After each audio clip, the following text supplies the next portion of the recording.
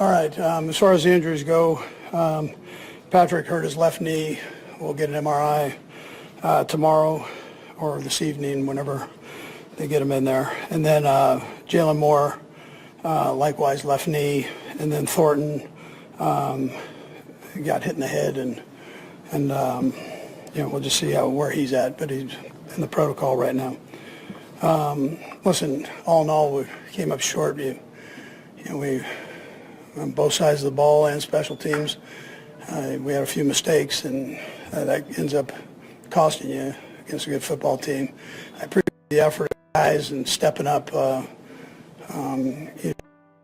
and aggressive. Some positions were backup guys to backup guys, and they battled their tail off. So that's appreciated. Our fans, we appreciate them showing up in the cold here and supporting us, best fans in the National Football League. So. But with that, you got to do better. You get opportunities in the red zone, more position. You got to take that. If it's teams, we got to create field position, and then defensively, we've got to maintain it. And so, in those cases, we weren't quite good enough in all three phases. And again, that's my responsibility to make sure that you don't have these kind of mistakes. And so, I'll look in the mirror first on this. But anyways, with that, time's yours. Andy, with Patrick, is there fear that this could be something serious? I don't know, but I mean, it didn't look good. So, I mean, you guys saw it. So, we'll just see where it goes. Yeah. How tough situations after Gardner? Yeah, that's the deal. But he's a big boy. I mean, he's done it before. He's played before, so he understands the role. Andy, what's the locker room like for you today going in there after this loss? Yeah, the guys are down. They busted their butt to win the game, and I wouldn't expect anything less. Not a great feeling. I wouldn't expect it after losing a game. Just for you, what's going in there, knowing what Yeah, sure. Listen, I mean, yeah, I mean, I can't tell you. I'm happy. Why? So it's a tough deal there. When you deal with that, but at the same time, we've got a few more games here we got to take care of. Tough play, Patrick would usually walk us through the interception we had on down. Just a play that probably just. Yeah, I mean, you probably want that one back. You don't want to throw an interception there. You thought Kareem could potentially make a play on a linebacker, but that's what happened. It seemed like the momentum swing was right before half. The Chargers got down. It was a return, so you get a big return, and that's not good. That flipped some switches there. You get the first series, so they score on the last series of the half, come back in the first series and get points. That's not good. A lot of guys get hurt, come back in the game, so it seemed like that spirit was all in on this. It's kind of a rough game when you guys were. Yeah, it was physical. So, yeah, the guys, I appreciate that. That's they battled. It wasn't for a lack of effort or battling. It was just had some mistakes that cost us. What was your thoughts of the hit on type 1 and just there? The league, they took care of it. So,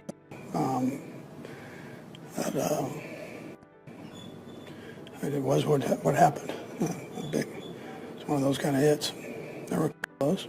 They got him on that one. Andy, where's your mind go? Obviously, now you guys are only in the playoffs for this whole season. Where's your mind go to just thinking about what's happening about you? Yeah, well, we got to take care of business the next few games. So, I mean, I'm just coming off the field. My mind was on this game here and take care of it there, and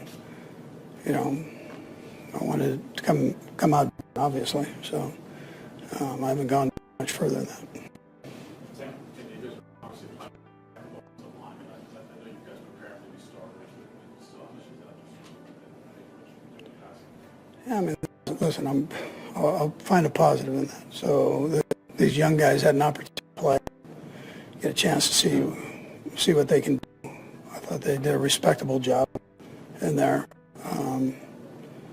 So that's good as we grow here as a team. Specifically with both Cole and with Chu Godfrey, Chu in particular being an international pathway player, what did you see that what significance does it have that to be there? Yeah, absolutely. Chu's come a long way from not playing a lot of football, and he's a very good athlete, smart kid, and you know, he had a chance to get to compete. You know. Okay, thanks, Coach. All right, good. It started as one of those nights where the cold feels personal, where Arrowhead Stadium seems to breathe frost and tension into every snap. The Chiefs came out fighting the elements, the opposition, and perhaps something heavier they couldn't quite name. Then, in a single cruel moment, the game seemed to exhale. Patrick Mahomes went down, clutching his left knee, and the stadium fell into a stunned hush that spoke louder than any cheer. Andy Reid stood at the podium later with the weight of it written across his face. Injuries had arrived uninvited, piling up like bad news that refuses to wait its turn. Mahomes' knee, Jalen Moore's knee, a concussion protocol quietly ticking away in the background. Reid spoke of effort and pride, of backups playing like men possessed, of mistakes that don't announce themselves until the scoreboard does. He owned it all, as he always does, staring straight into the mirror before anyone else could point a finger. If you appreciate leadership like that, take a moment to like and subscribe, because moments like this deserve to be remembered. The loss itself felt like a thief in the night. A red zone opportunity slipped away, a return flipped the field, momentum changing hands as if the game itself had decided to test the Chiefs' resolve. The Chargers struck before the half, then again after it, and suddenly Kansas City were chasing shadows. It wasn't a lack of fight. It was death by detail, the sort that haunts coaches long after the lights go out. And then, just when emotions threatened to boil over, chaos erupted. Helmets collided, tempers flared, and a rivalry that simmered for years finally spilled into something uglier. The crowd roared, the whistles screamed, and for a heartbeat it felt like the game might tear itself apart. That's when Travis Kelce appeared, not as a superstar, but as a force of calm. At 36, Kelce didn't charge in swinging. He stepped in spreading his arms like a human barricade, pulling teammates back, barking sense into the madness. He looked less like a tight end and more like an older brother breaking up a family row, his presence alone enough to cool the fire. Share this if you believe leadership isn't always about touchdowns. Afterwards, Reid spoke of young players gaining experience, of finding positives even when the season seems to turn its back on you. The playoffs may now feel distant, but this team isn't finished speaking. Sometimes, the most important wins aren't on the scoreboard. And as this chapter closes, one thing remains clear: character still lives in Kansas City.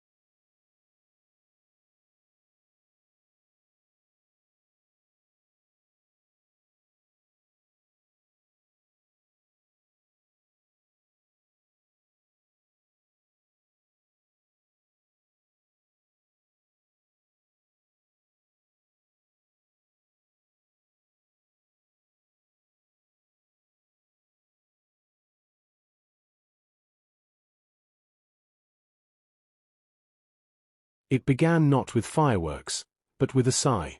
A quiet, exhausted breath hanging in the air of a press room that suddenly felt heavier than any defeat. Tape reviewed, answers given, throats cleared, and yet nothing could fully explain the strange, unfamiliar feeling settling over Kansas City. This was a franchise used to January glory, not December reflection. If you're already feeling that knot in your chest, do me a favor and like the video, because this story deserves to be followed all the way to the end. Andy Reid spoke calmly, but the words carried weight. Patrick Mahomes, the heartbeat of the Chiefs, was heading to Dallas for a second opinion, a reminder that even giants are made of bone and ligament. Reid insisted Mahomes would attack rehab like everything else, head-on and relentless, but football itself seemed to lean in closer, listening. Injuries whispered, seasons shifted, and suddenly the future felt louder than the present. As the questions rolled on, the picture sharpened. A team out of sync, close losses decided by a penalty here, a mistimed call there, tiny fractures that cracked an entire season. Reid admitted what fans already knew but rarely heard aloud. When you lose close games, you search for answers because you're desperate to fix something that feels just out of reach. The Chiefs were still fighting, still evaluating young talent, still playing to win, because that's the American way, but the scoreboard had stopped listening. Then came the realization that cut deepest. No playoffs. No January run. No familiar march towards a Super Bowl stage. For Reid, it was frustration wrapped in honesty. Parity had bitten back, and the league had reminded Kansas City that dominance is rented, never owned. Yet even here, optimism crept in, personified as a stubborn old friend refusing to leave the room. And just when the story felt complete, Travis Kelce stepped back into focus. 36 years old, battered by a brutal season, visibly frustrated as he walked past young fans asking for autographs, whispering, "Not right now." That single moment said more than any stat line. Retirement had hovered before the season, but missing the playoffs changed everything.